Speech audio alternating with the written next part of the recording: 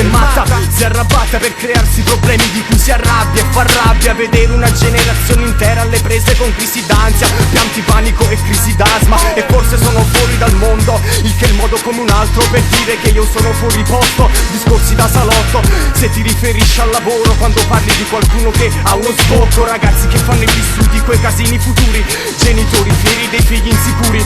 Complimenti, avete allevato una razza di ragazzi che sono cresciuti a pane, studi e progetti. Certo che ci vorrebbero i tranquillanti, ansiolitici come Viagra e risate come amplessi. E non è per niente divertente, non ci resta che piangere, più attuale della crisi in Medio Oriente. Poi dimmi se ne balza la pena di fare una posizione smettendo di essere una persona vera. Non spingo questa fottuta merda per la massa, ma accanto per te da solo, rinchiuso in una stanza. Fanculo la politica, sia destra che sinistra. Io ho detto le mie leggi e non sono un pacifista. Sei sempre stato zero, ora critichi il my pop.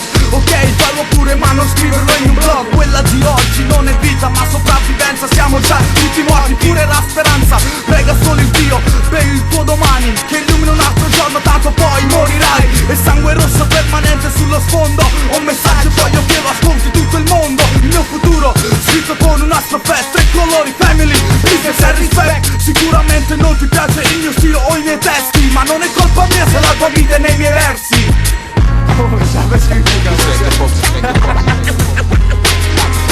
Prova ad immaginare un mondo più pulito, talmente sporco che io non respiro. Troppo povero da appartenere ad altri, troppo dei vicini da vendersi per gli altri. Bisogna stare attenti quando si esce, qui gli immigrati pensano alla gente. Gente insignificante, momento di silenzio che la gente deve combattere. Un po' di coraggio, Un po' più di coraggio. se lo trovo dentro lo prendete e lo cazzo ti sbaglia.